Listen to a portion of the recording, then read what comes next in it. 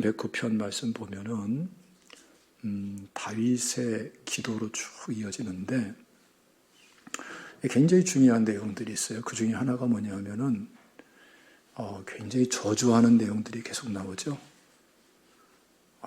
지금 아주 끔찍한 저주의 내용들이 기도 속에 담겨 있어요. 그의 연수를 짧게 하시며 그의 직분을 타인이 빼앗게 하시고 그의 자녀는 고아가 되고 그의 아내는 과부가 되며 하나하나를 보면은 아주 무서운 저주를 막 기도로서 쏟아놓는 것을 볼 수가 있습니다. 그래서 이 내용을 보면은 다윗이 정말 환난이 많았구나. 마음고생이 많았구나. 흔히 그러죠. 사람 고생이라고. 사람 고생이 많았구나. 엄청난 상처 입고 피해 많이 봤구나. 이러한 내용들을 우리가 생각하게 됩니다. 사실은 다윗은 그런 일을 많이 겪었어요. 근데 또 한편으로서는 그런데 이렇게 기도해도 되는 건가? 라는 생각을 하게 됩니다. 이게 신앙에 맞는 건가? 성경에 기록되어 있는 말씀인데 우리가 다윗의 믿음을 본받아야 되면서 그런데 이렇게 막 다른 사람을 막 저주하는 기도까지 본받아도 될까? 이런 생각을 우리가 자연스럽게 하게 되는 것이죠. 왜냐하면은 우리 성도의 신앙생활은 사실은 이게 아니거든요. 우리는 이 불안전한 세상 살아가면서 특히 이 코로나 전국을 살아가고 또 여러 가지 경제적인 위기까지 막 겹치고 정치적인 혼란 속에 빠져 있는 이 시대의 이 사회 속에서 또 하나의 사회 구성원으로 살아가면서 사실은 남이 알 수 없는 많은 아픔을 정말 고뇌를 겪으면서 또 정말 부딪히면서 살아가고 있는 것이죠. 이런 과정에서 좋은 사람만 있을 수가 없어요. 악한 사람도 있고 정말 원수 같은 사람도 얼마든지 생길 수가 있고 그런데 우리 성도는 어떻습니까? 그것을 정말 내가 피해를 보고 고통을 겪나 하더라도 막상 하나님께 나가서 기도한다면은 그러한 악한 사람을 위해서 저주하는 기도를 하는 게 성도의 기도가 아니죠. 그런 기도를 하면은 편해요, 안 편해요? 편하지가 않아요. 하나님과의 관계에서 기도문이 열려요, 안 열려요? 안 열려요. 하나님과의 관계조차가 풀어지지가 않아요. 그게 우리의 믿음의 비밀이고 구원받은 모든 성도들이 다 경험하게 되는 보편적인 은혜인 것입니다. 이게 바로 성도의 길이에요. 그런데 다윗은 이렇게 무서운 저주를 쏟아붓거든요. 그게 도대체 이게 무엇인가? 이렇게 훌륭한 다윗이 우리처럼 평범한 신앙인도 하나님께 나가면 어때요? 오히려 용서하는 기도를 하게 되죠. 오히려 회개하는 기도를 하게 되죠. 서로 저쪽에서 99가지 잘못하고 내가 1개 잘못했다 하더라도 우리 그리스도인들은 어떻습니까? 잘잘못은 잘 분별하지만 그러나 먼저 하나님께 나가면은 잘못한 것 1가지 먼저 회개하고 그러면서 기도문이 더 열리고 그리고 용서의 기도가 열리고 더 나아가서는 축복의 기도까지 열려지게 되는 것이죠. 하나님과 화평을 누리는 그러한 특권도 누리게 되고 기도의 깊이가 더하게 되고 이런 것이 우리 기도 생활이고 신앙 생활인데 다윗은 지금 막 저주를 쏟아붓는단 말이죠. 그래서 이것을 어떻게 우리가 이해할 것인가? 이 문제에 대해서 우리가 조금 한 번 더 생각하면은 대단한 의문을 갖게 됩니다. 근데 여기에 대해서 제가 쭉 이렇게 찾아보니까 뭐 특별하게 이렇다 하게 만족할 만한 대답을 일반적으로는 하고 있지를 않더라고요. 네. 근데 단 한 사람, 허슬이라는 아주 귀한 성경학자가 이 점에 대해서 이렇게 해석을 하더라고요. 한마디로 딱 집약해서 말하면은 지금 다윗은 메시아 대언 기도를 하고 있는 것이다. 그 말을 쭉 집약하면 이 얘기로 집약이 되는 거예요. 그리고 또 놀랍게도 종교개혁자 칼빈은 그 의견에 동의를 하고 있더라고요. 예. 참 중요한 것입니다, 여러분. 사실은 하나님 말씀이 그렇게 이루어지고 있는 거죠. 그 성경에 보면은 신구약 전체를 거쳐서 성경을 기록한 기록자들이 무려 36명 정도 안팎이 됩니다. 각 시대마다 다 틀리죠. 그런데 공통된 특징이 뭐냐 하면은 그 기록자들마다 본인들이 살고 있는 그 시대, 그 문화, 그 사회, 자신들이 겪고 있는 삶의 상황 속에서 거기서 겪게 되는 일이 기도의 내용이 되고 찬양의 내용이 되고 또 그 전체 속에서 하나님께서 전해주시는 메시지를 전하게 되고 이렇게 되는데 성경 전체가 사실 그렇게 돼 있어요. 그러나 본인이 쓰는 것 같지만 사실은 성령의 감동으로 기록하게 하시는 하나님의 말씀으로서 하나님이 기록하게 하시죠.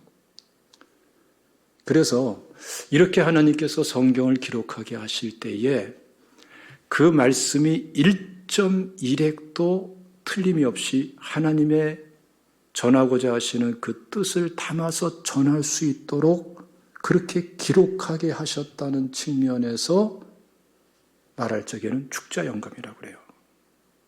근데 또 한편으로서는 성경을 기록하는 그 사람이 가지고 있는 문화적인 배경, 인격적인 특성, 또 학식, 그 외의 기질, 뭐 여러 가지가 많이 있죠. 경험도 있고 정황도 있고 살아온 인생길이 있고 다 있어요. 성경을 기록할 적에 그 기록자는 자신에게 주어져 있는 모든 것들이 다 동원돼 가지고 기록하게 되는데 하나님께서는 성령의 감동으로 기록하게 하시고 거기에 주권적으로 섭리하시면서 기록하는 사람은 마음을 다 쏟아서 성령의 감동으로 기록하지만 그러나 하나님의 뜻이 온전하게 완전하게 그대로 담아지도록 그렇게 하나님께서 섭리하신다. 모든 것이 다 유기적으로 다 동원돼서 자유롭게 그러나 하나님의 주권 속에서 기록하게 하신다라는 측면에서는 보통 유기적인 영감이라고 이렇게 말합니다. 이 다윗도 마찬가지예요. 다윗이 겪는 이러한 고뇌스러운 문제 속에서 지금 비틀거리며 바둥거리며 쏟아붓는 그 모든 회한과 아픔이 하나님 앞에서는 지금 어떻게 특별하게 사용되고 있는가. 예수 그리스도 메시아께서 십자가 고난의 사건, 십자가 대속의 그 사역을 이루시면서 겪게 되는 그 모든 것들을 지금 대언적으로 예언적인 현재로서 지금 쏟아부으면서 하나님 말씀이 되게 하셨다라는 그러한 의미인 것입니다. 자, 이렇게 놓고 우리가 볼 때에 오늘 본 말씀은 굉장히 특별한 의미가 있어요. 첫째로는 우리는 이렇게 기도하면 돼요, 안 돼요? 다른 사람을 저주하면서 기도하면 돼요, 안 돼요? 안 됩니다. 만약에 이게 하나님 앞에 합당하다면은 우리 교회에서 날마다 밤낮으로 막 남을 저주하고 막 그냥 막 쌍욕을 하는, 이게 쌍욕 다 나오고 있는 거예요. 여기 욕보다 더 심한 얘기가 나오고 있어요. 막 나올 것이고, 한국교회 전체가, 세계교회 전체가 교회란 교회마다 그냥 험한 말들, 저주가 그냥 막 쏟아질 거예요. 합당합니까? 그거 합당하지 않고 하나님과의 관계에서도 합당하지가 않은 거죠. 네? 그러니까 우리는 이렇게 기도하는 게 아니에요. 이건 하나님께서 특별하게 다윗을 통해서 성경을 기록하게 하기 위한, 거듭 말씀드리지만 메시아 대언적 기도인 거예요. 또 한편으로는 그럼 예수 그리스도 메시아는 어떻게 하시는가? 이렇게 기도한다는 거예요. 이 내용을 한마디로 딱 집약하면은 공의가 실현되는 기도를 하신다는 거예요. 예. 정의 차원이 아닙니다. 예. 정의에 대한 책들이 요새 많이 읽혀지고 있습니다만은 정의도 넓은 의미에서는 한 면이죠. 이면, 저면, 여면, 이면의 그러한 논증이고 또 상황과 또 시대와 관련이 되어 있는 것이고, 그러나 공의는 하나님 차원이에요. 이거는 진리 차원이에요. 완전하신 하나님 차원에서의 의가 그대로 시행되는 것이 공의인 것입니다. 아무도 거스릴 수가 없어요.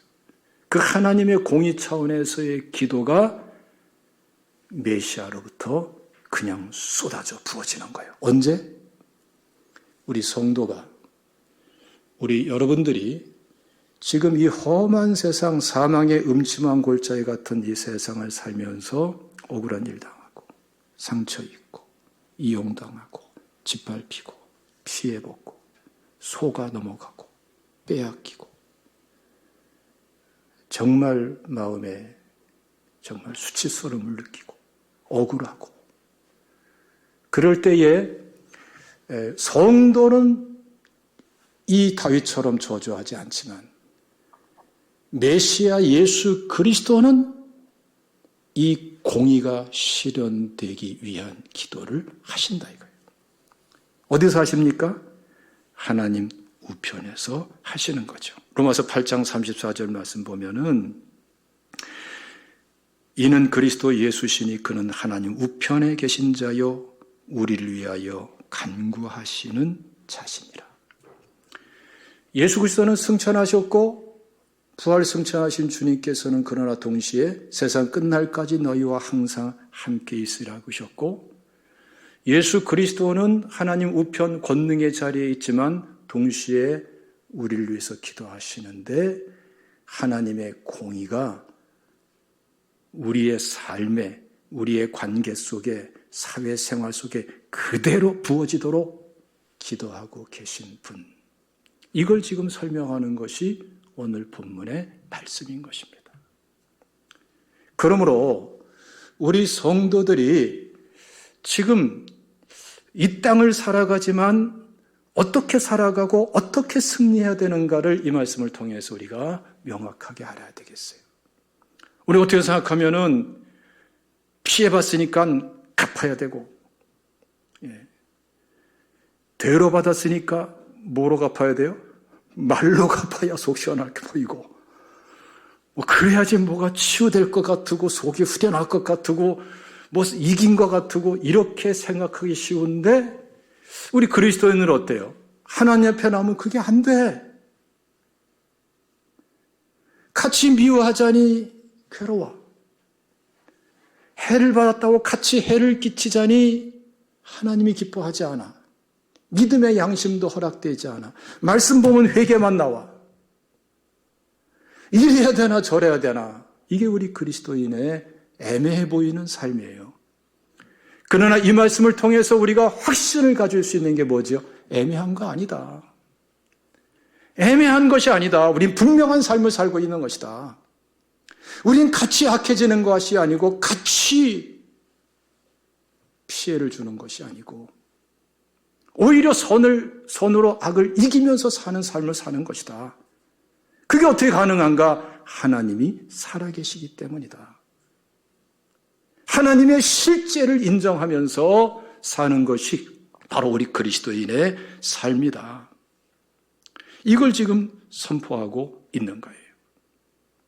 그래서 로마서 12장 19절 말씀 보면은 내 사랑하는 자들아 너희가 친히 원수를 갚지 말고 하나님의 진노하심에 맡기라. 기록되었으되 원수 갚는 것이 내게 있으니 내가 갚으리라고 주께서 말씀하시니라. 그러니까 여러분 우리에게 주어진 게 뭐예요? 원수 갚으라는 건 우리한테 주어져 있지 않아요. 원수 갚지 말라는 게 주어져 있어요. 원수 갚을 생각 다 버리시기를 축원합니다. 할렐루야. 예. 우리가 원수 갚으려고 덤벼들지 않아야지만이 어떻게 됩니까? 하나님께서 알아서. 원수 갚는 것이 누구한테 있어요? 하나님께 있다는 거예요. 믿습니까? 이 하나님을 실질적으로 믿으라는 거예요. 그 기도를 하라는 거예요. 이게 바로 뭡니까? 오늘 본문에서 선포하고 있는, 다윗을 통해서 선포되어지고 있는 메시아 대언 기도란 말이에요. 이 부분을 우리가 조금만 더 보완해 봅시다. 25절 말씀 다 같이 읽어봅시다. 시작. 나는 또 그들의 비방거리라 그들이 나를 보면 머리를 흔드나이다. 이 말씀을 마태복음 27장 39절에서 그대로 인용하고 있죠. 십자가 사건과 관련해서. 지나가는 자들은 자기 머리를 흔들며 예수를 모욕하여 이르되 성전을 헐고 사흘에 짓는 자여 내가 만일 하나님의 아들이여든 자기를 구원하고 십자가에서 내려오라 하며. 메시아 대언 시의 아주 핵심 단초가 되는 말씀이에요. 그리고 사실은 특히 1절에서 5절까지는 내용상으로 메시아 대속 사역을 그대로 지금 설명하고 있는 내용이에요. 전형적인 메시아 예언 시가 바로 이 시편 109편인 것입니다.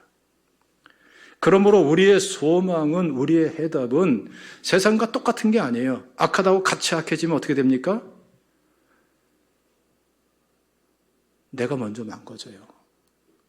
예. 상처 주려면은 이미 상처 주려는 자기 자신이 상처 받아야지 상처 줄 수 있고, 죽이려면은 내가 먼저 내 자신을 죽여야 상대방을 죽일 수가 있어요. 예. 그래서 세상과 똑같은 방법으로 살아서는 해답이 없어요. 상처는 깊어지고 인격은 더 망가지고 더 허망해지고 하나님 앞엔 죄책감 느끼고 하나님과는 화목하지 않고. 제가 참 중요한 체험을 했는데 여러분들은 다 이미 성숙하게 뛰어넘었겠습니다만은, 제가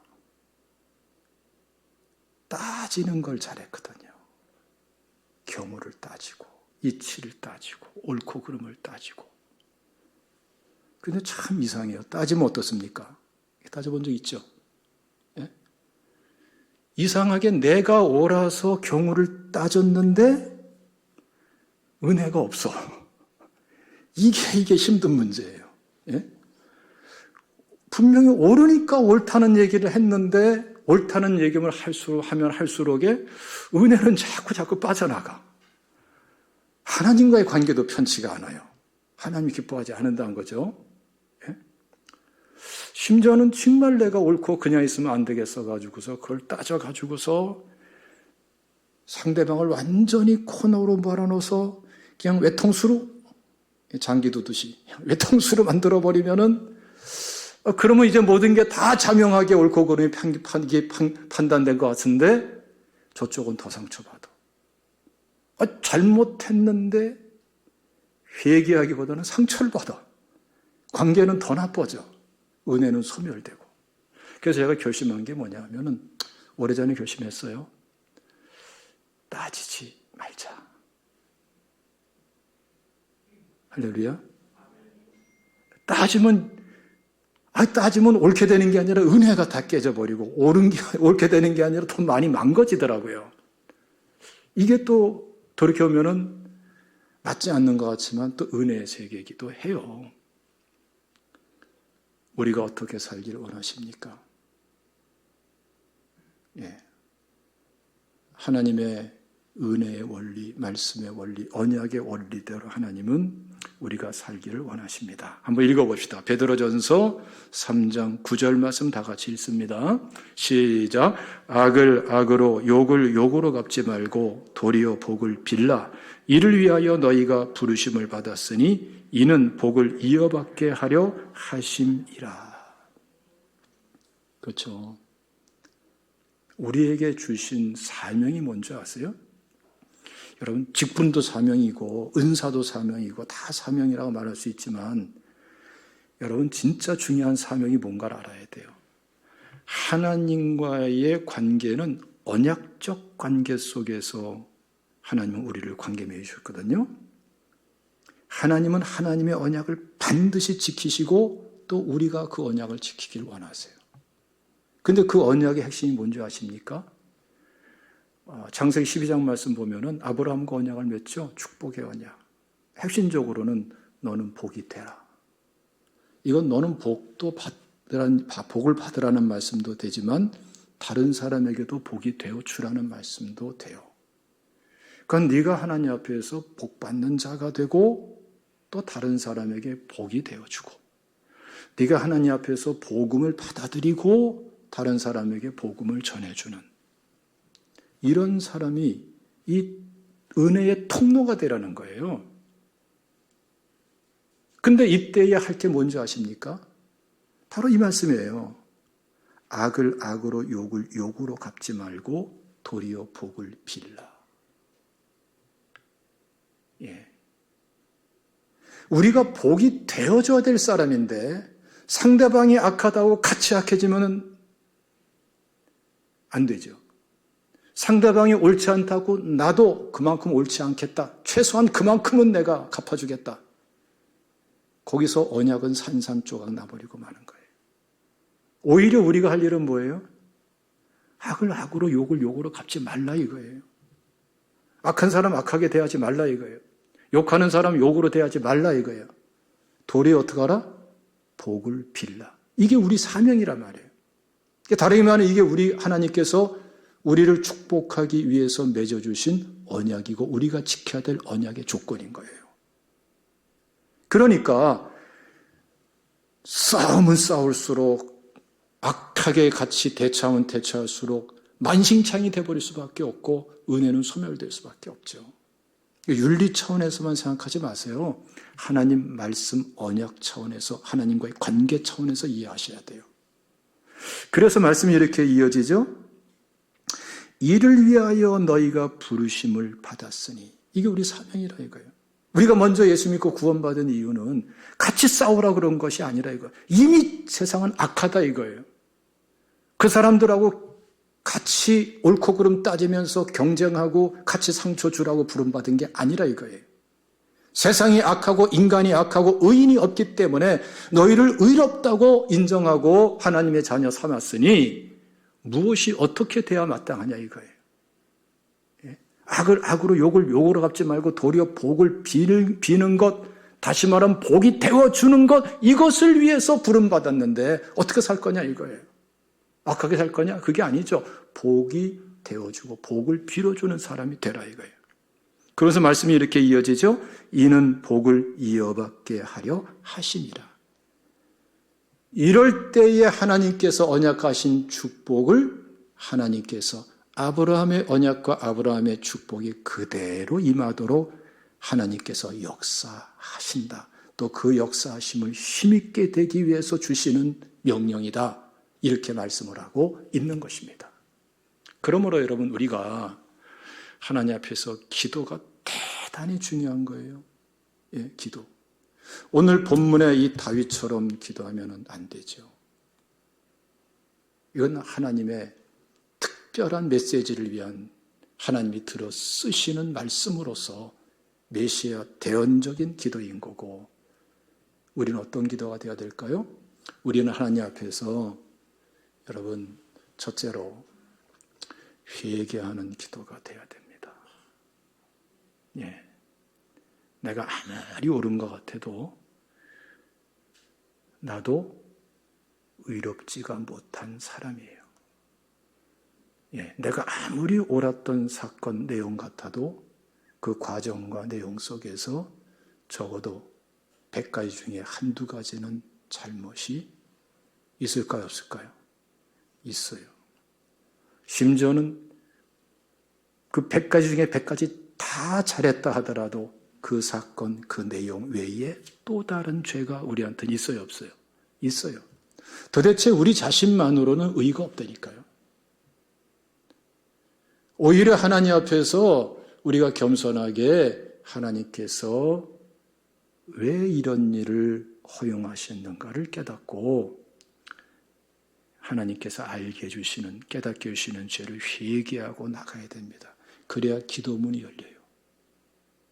이게 우리 성도의 길이에요. 피할 수 없는 길이에요. 누구나가 다 이 길을 갈 수밖에 없어요. 또 한 가지는 용서해 줘야 돼요. 반드시 하나님께서 뭘 원하시죠? 용서를 요구하세요. 우린 자꾸 용서 안 해야 이기는 걸로 자꾸 착각을 해요. 아닙니다. 용서 안 할수록 거기에 묶입니다. 거기에 포로가 됩니다. 상대방은 다 잊어먹고 다 끝났다 하더라도 나는 용서하지 않으면 나는 계속 거기에 묶여요. 내 상처가 되고 있고 인격까지도 삐뚤어져 버려요. 뭘 하겠습니까? 자꾸 삐뚤어져 가지고. 용서해야 속지 않는 거예요. 그 죄의 권세에서 상처에서 자유함을 받을 수가 있어요. 그래서 십자가 앞에 나가서 우리가 용서하기를 원하시는 것은 손해보라는 것이 아니라 우리를 치유하고 자유케 하기 위한 것임을 믿으시기를 축원합니다. 거기서 끝나지 마세요. 여러분 위에서 기도해 주면서 축복의 기도를 하셔야 돼요. 할렐루야. 기도가 제대로 안 된 사람은 축복 기도가 안 돼요. 기도가 안 되는 사람의 특징이 뭔지 아십니까? 회개가 안 열리고 기도가 조금 되다가 그 다음부터 안 되는 사람이 누군지 아십니까? 용서가 안 되고 용서까지 됐는데 거기서 현찮은 사람은 축복 기도가 안 돼요. 자꾸 자기가 벽을 쌓는다고요. 사실은 자기 그릇을 체한시키는 거예요. 자기 그릇을 갖다가 종직 그릇 같게 만들어 놓고서 은혜 주세요, 은혜 주세요. 아무리 부어줘도 그만큼밖에 안 담겨요. 그릇을 넓혀야죠. 예? 우리의 주신 사명대로 우리가 축복해줘야 돼요. 축복하기 싫어하면은 내가 하나님 앞에서 뭔가가 합당치 못한 뭔가 잘못된 게 있구나 깨닫고 그 쓴뿌리가 뭔가, 그 견고한 진이 뭔가 이것을 분별해달라고 기도하면서 깨뜨리고 뽑아내셔야 됩니다. 거기에 무서운 공격이 있고 무서운 영적 전쟁이 사실 거기 있는 거고 우리의 사명을 잃어버리고 언약을 깨뜨리게 만드는 것이 바로 거기 있는 거예요. 왜? 우리를 축복하라고 그랬잖아요. 왜 축복 못합니까? 축복까지 가야죠. 그게 우리 사명인데 믿습니까? 할렐루야. 제가 어느 교회라고는 내가 절대로 말을 하지 않겠고 그 교회가 어떤 일이 있었냐면은 그 교회가 아파트 안에 있는 건물 교회인데 그 아파트 단지에 오래됐어요. 이 동대표, 그 당시 동대표 됐던 분이 아주 고약한 생각을 가지고 교회를 괴롭히는 거예요. 네? 그래가지고 동대표들을 선동하고 또 거짓으로 또 이끌어가고 그리고 지역 주민들을 선동하고 그러면서 교회 땅을 점유하고 뺏고 교회 앞에 차단기를 설치하고 교회 차를 출입도 못하게 만들고 내가 어느 교회인가는 얘기를 안 하겠어요? 예? 그리고 막 그냥 현수막을 앞에다가 교회를 성토하는 현수막을 걸고 대여섯 개씩 걸고 횡단보도마다 현수막을 걸고, 예? 아주 나쁜 교회로 여론 조작을 하고, 엘리베이터마다 그냥 포스터 붙이고, 말도 안 되는 소리를 해대고, 그거에 대해서 또 잘 아는 분이 있더라고요. 왜 그런가 했더니, 이게 전국적으로 일어나고 있는 현상이래요. 아파트 안에 있는 그런 근린상가 건물이라든지 이런 건물들은요, 그렇게 해놓으면은 그냥 주저앉는데요. 예. 그러니까 그 사업도 안 되고 거기 들어와 있는 분들이 막 그냥 주저앉고 그래가지고서 그 건물값이 그냥 바닥에 쳐버린대요.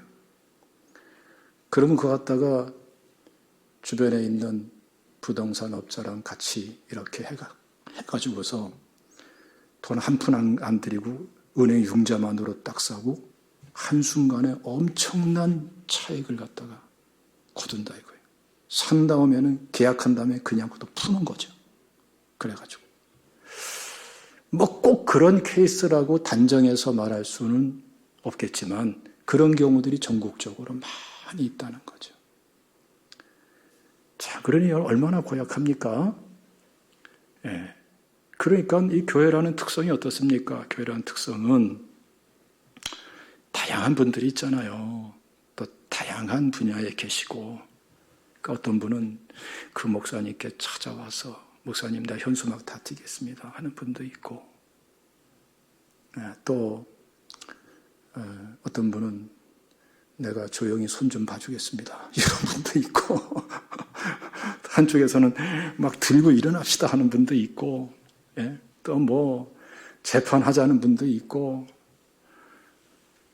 근데 내가 어느 교회라는 얘기 안 해요. 그런데 그쪽에서 뭐 말도 안 되는 거리 만들어 재판하니까 할 수 없이 그 방어하기 위해서 이제 재판하는데 변호사님이 목사님께 그런 얘기를 하는 거예요. 목사님, 이거는 민사만 소송하면 안 됩니다.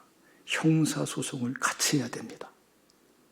그래서 그 주모자들하고 괜히 거기에 동조한 사람들, 예, 거기 뭐 동대표를 비롯해서 또 거기에 관리 직원들하고 해가지고 동조한 사람들 하나하나 다 불러가지고, 예, 10여 사람이든 뭐 20사람이든 간에 다 불러가지고 다 조서를 써가지고 본인들이 자기가 조서 쓴 것에 대해서 책임을 지도록 해야 됩니다. 그리고 이 내용에 대해서 책임을 지도록 해야 됩니다. 그렇지 않고는 이 문제는 풀어갈 수가 없습니다. 그런데 목사님으로서는 어떻습니까? 같은 지역 주민들도 고소하고, 근데 이게 또 한두 달도 긴데 무려 3년 가까이. 야, 이게 참 보통 일이 아니죠. 그런데 그 목사님이 그런 얘기를 한 거예요.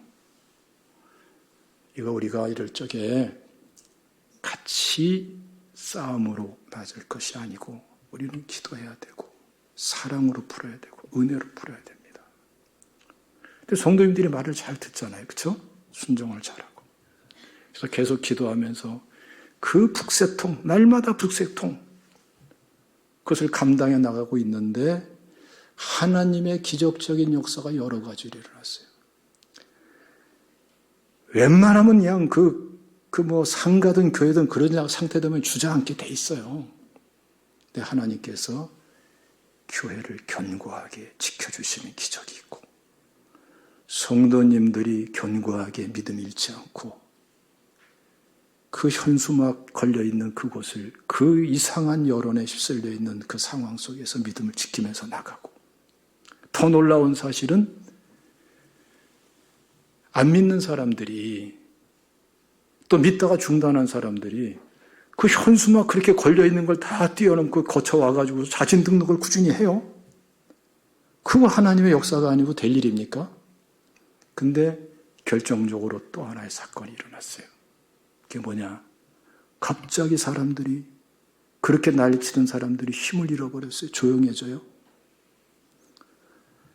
나중에 건너서 들려오는 소리 보니까 그것을 주동했던 사람이 두 사람 있거든요. 하나는 좀 나이 좀 있는 분하고 한 분은 30대 후반쯤 되는 분인데 아주 보통 분들이 아닌 거죠. 그 정도 일을 만들고 밀어붙이니까. 그런데 갑작스럽게 그 젊은 주동자 되는 분이 이건 뭐 중병에 걸려버린 거예요. 죽을 위기에 빠져버린 거예요. 지금 죽었는지 살았는지 몰라요. 건강한 사람이. 여러분, 하나님은 살아 계십니다. 할렐루야. 이 기도가 뭔가를 우리가 알아야 돼요. 우리가 악을 악으로 욕을 욕으로 갚지 않고 도리어 복을 빌라라는 기도가 얼마나 하나님께 합당하고 이게 무서운 힘이 있는 기도인가를 알아야 돼요. 우리가 이렇게 기도할 적에 질서는 누가 잡아주십니까? 하늘과 땅의 모든 권세를 가진 예수 그리스도. 볼지어다 세상 끝날까지 너희와 항상 함께 있으리라 하신 예수 그리스도. 예. 오늘 본문에서처럼 메시아적인 중보 기도를 하나님 우편에서 하나님의 공의가 실현되는 기도를 하시는 그 예수 그리스도. 그 하나님의 주권적인 섭리 속에서 공의가 실현되면서 평정이 되게 되어 있는 거예요. 우리가 함정에 빠지지 않으면 돼요. 어떤 함정이죠? 같이 악해지고, 같이 나빠지고, 같이 망가지고, 그러면 안 돼요. 선으로 악을 이겨야 돼요. 도리어 복을 빌어야 돼요. 여러분, 지금 우리는 굉장히 아주 혼란하고 난해한 시대를 우리가 살고 있어요. 예. 정말 여러분, 가치관이 다 뒤틀려버리고 막 서로 그냥 문화적인 반복이 있고 막 여러 가지 편견과 편견이 충돌하고 그 가운데에서 아비규환 같은 일들이 날마다 이 현장에서, 우리 삶의 현장에서 일어나고 있어요. 그거 같이 싸우면 안 돼요. 우리 그리스도인은 하나님 살아계심을 인정하고, 예, 복음의 통로가 되고 축복의 통로가 되셔야 돼요. 믿습니까? 도리어 복을 빌어보세요. 하나님의 역사가 일어날 줄로 믿으시기를 축원합니다. 성경적으로 승리해 나가야 돼요. 성경적으로. 그래서 하나님이 해답이 되셔야 돼요. 하나님은 살아 계시다고 믿으면서 실제 사는 것이 죽은 하나님 믿듯이 살면 무슨 해답이 있겠습니까? 기도하면서 나가보세요. 그래서 기도가 중요한 것입니다. 믿습니까? 자, 우리 4절 말씀 읽어봅시다. 시작. 나는 사랑하나 그들은 도리어 나를 대적하니 나는 기도할 뿐이라. 보세요. 굉장히 중요한 말씀이죠. 나는 사랑하나. 이 사방으로 우겨싸임 당한 상황 속에서 사망의 음침한 골짜기 같은 이 매일의 삶 속에서 다윗이 고백하는 게 뭐예요? 자기를 그렇게 해롭게 죽이려고 덤벼드는 이 사람들, 이 저주에 그냥 합당한 사람들. 그런데 다윗은 어떻게 했어요? 사랑하고 있다는 거예요. 사랑을 잃어버리면 지는 겁니다. 그리스도인은 사랑해야 돼요. 그것을 놓고 기도하세요. 근데 그들은 어떻습니까? 다윗을 미워해요. 그러니까 다윗은 어떻게 합니까? 나는 기도할 뿐이라. 이 말은 나는 기도할 뿐이라 이렇게 번역할 수도 있고, 나는 나를 기도하는 사람으로 나를 만들어 간다는 말 의미도 되고, 나를 기도하게 한다라는 의미이기도 하고, 직역하면은 나는 기도다. 아니 테필라, 나는 기도다. 지금 다윗은 여러 가지 자신의 그러한 특성들이 있어요. 예? 다윗의 탁월함이 있어요. 근데 지금 다윗은 지금 다른 걸 얘기하지 않아요. 나는 그냥 기도다. 자기 자신을 존재론적으로 한마디로 딱 집약해서 표현한다면 나는 기도다. 나라는 존재는 그냥 기도가 되어버리고, 나라는 존재는 그냥 기도가 되어져 있고, 이걸 고백하는 거예요. 그러고 보니까 여러분, 주변의 그 악한 것들이, 악한 사람들이, 악한 사건들이 여러분 다윗을 어떻게 만들어가고 있어요? 다윗의 기도가 달라지게 하고 다윗을 기도의 사람으로 달라지게 만들어가고 있고, 하나님의 섭리죠. 사실은 어느 정도까지 기도의 사람이 되느냐? 나는 그냥 기도다. 존재 자체가 그냥 기도가 될 정도로 정금같이 나오되 기도의 정금으로 나오도록 쓰임되고 활용되고 있는 걸 볼 수 있어요. 자, 누가 축복받은 사람입니까? 다윗이 축복받은 사람이죠. 이런 환난과 이러한 악한 일과 악한 사람들이 없으면 다윗은 기도가 될 수 없어요. 지금 여러분들 이 한 주간 새롭게 시작되면서 여러 가지 일들을 겪게 될 것입니다. 그 모든 걸 통해서 하나님은 우리를 어떻게 이끌어 가실까요? 우리의 기도가 달라지도록 이끌어 가시는 거 분명합니다. 그리고 우리의 기도가 달라질 때에 주님의 공의로운 기도가 실제적인 권세와 권능으로 풀어지게 될 줄로 믿으시기를 축원합니다. 승리는 이렇게 이루어지게 되어 있는 거예요. 하나님 편에 서셔야 돼요. 링컨이 그러잖아요. 자기 참모한테 그렇게 얘기했다지 않습니까? 나는 내가 하나님 편이 되지 못할까 봐 기도한다. 우리가 하나님 편이 되는 게 중요하다. 우리가 하나님 편이 되도록, 하나님이 내 편이 되도록 기도하는 것이 아니라 우리가 하나님 편이 되도록 기도하자. 여러분, 하나님은 살아계십니다. 우리를 계속 더 기도로 이끌어 가실 것입니다. 우리 교회도 이게 특권이고 축복이에요. 내 집은 만민이 기도하는 집이 되리라. 할렐루야. 그럴 적에 기도하는 집이라 일컬음을 받으리라. 기도하는 집이라 칭하리란 말도 이루어지게 될 줄로 믿습니다. 하나님이 주시는 축복이 뭔가를 말씀을 통해서 잘 분별하고 그 길을 가면은 역사가 있습니다. 여러분, 이 하나님의 실질적인 역사로서 신나는 한 주간 되시기를 주님의 이름으로 축원합니다. 기도하겠습니다. 주님 감사합니다. 오늘 말씀이 우리에게 그대로 실현될 줄로